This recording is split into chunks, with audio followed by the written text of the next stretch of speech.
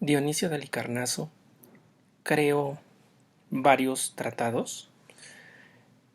En esta ocasión hablaré específicamente de los llamados de crítica literaria.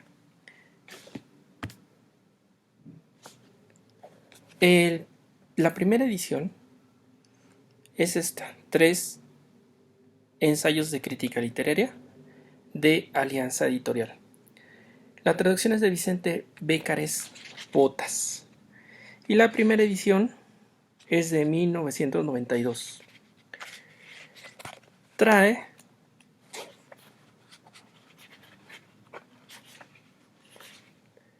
Tucídides, la composición literaria y la imitación. Esos son los 3 tratados que trae. Tomo primero esta antes de la de Gredos, porque en la edición de Gredos se nos dice desde el prólogo que el traductor de esta primera edición, Vicente Beccares, no toma en cuenta todos los manuscritos que existen, porque no los conocía. Él mismo lo advierte en el prólogo. Así que las ediciones de Gredos podrían considerarse mejores. Para esta edición, sobre la composición literaria, sobre Dinarco, primera carta a Meo, carta a Pompeo Gémino y segunda carta a Meo, la traducción es de Guillermo Galán Bioque y Miguel A. Márquez Guerrero. La edición es de 2001. Y tenemos esta otra, tratados de crítica literaria, que se apega más a la de Alianza Editorial, sobre los oradores antiguos, sobre Lisias, sobre Isócrates, sobre Iseo, sobre Demóstenes, sobre Tucídides, sobre la imitación. Esta edición es de Juan Pedro Oliver Segura y es de 2005. En los prólogos nos advierten de una tercera traducción de alguno de los tratados, no de todos, pero no la conozco. Según nos cuentan, esta edición trae el texto griego y la traducción española. Lo importante de estos tratados, creo yo, y relevante para estos videos, es cuando habla sobre el estilo. Él nos marca que existen estilos suaves y rudos, y para ejemplifica con Safo fundamentalmente, aunque también aparece Anacreonte, entre otros. Pero es muy relevante este asunto porque también atañe al español. En síntesis, lo que dice es que para un estilo suave debe el verso permitir una lectura sin tropiezos, mientras un estilo rudo es el que va tropezando, se va deteniendo por el sonido. Es una cuestión eminentemente sonora. Creo yo que esto es un punto muy importante, porque efectivamente en español también tenemos muchos poetas, y quiero recalcar poetas entre comillas, que no permiten una lectura adecuada. Se detiene uno por el sonido, no hay idea del sonido. Hay una idea de lo que quieren decir a veces, pero del sonido definitivamente no la hay. Efectivamente, en el griego de Safo o de Anacreonte o de Alceo y todos los poetas que se nos han conservado, hay una lectura que se puede continuar sin tropiezos.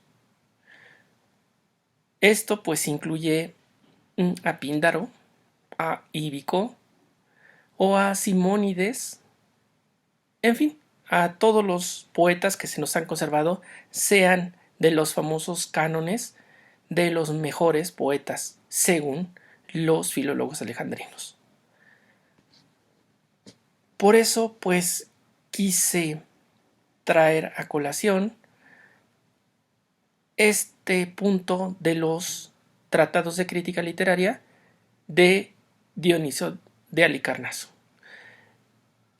Hay que recordar que también existen libros de historia escritos por él.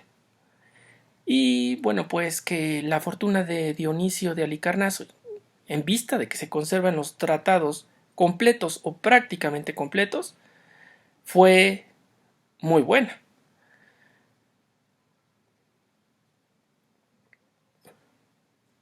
Dionisio de Halicarnaso, pues es un autor al que se ubica aproximadamente en el siglo I antes de nuestra era y que sigue, a pesar de muchas cosas, escribiendo desde la esfera griega. Quizá tratando de aplicarlo al español podemos entender más este asunto de lo suave o lo rudo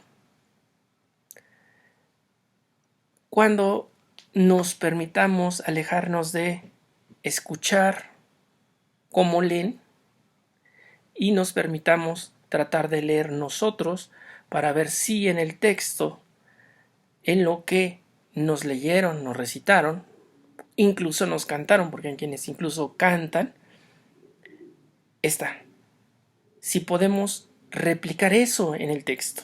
Si eso que nos cantaron lo leemos y lo volvemos a cantar nosotros, aunque sea mentalmente, y no es algo de artificio que pues ocuparon los poetas al recitar o cantar sus obras.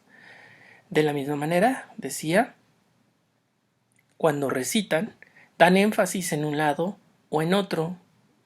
Quizá no exista o quizá exista. Es decir, es muy importante, por ejemplo, la posición de una palabra dentro de un verso. Poner el verbo al principio provoca ciertas sensaciones, a diferencia de ponerlo al final o en medio. Carecer de los pronombres, cosa que ocurre mucho en poesía, es también una manera de generar efectos. Repetir una palabra, repetir una oración, como los estribillos, o incluso los sonidos, llamado aliteración.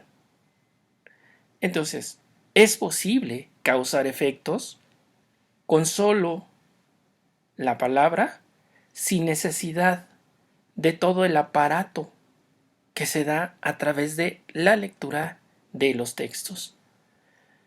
Porque finalmente los textos, como en el caso de Dionisio de Halicarnaso, de Safo, de Anacreonte, de Alceo, de Hipónax, de Alcmán, en fin, se conservarán mucho más allá de la muerte de los autores. Y pues los seguiremos leyendo, ya sea en español o en griego. Por supuesto, la sonoridad estará dada mucho más en griego que en la traducción, aunque hay autores que respetan muchísimo la sonoridad original de los textos.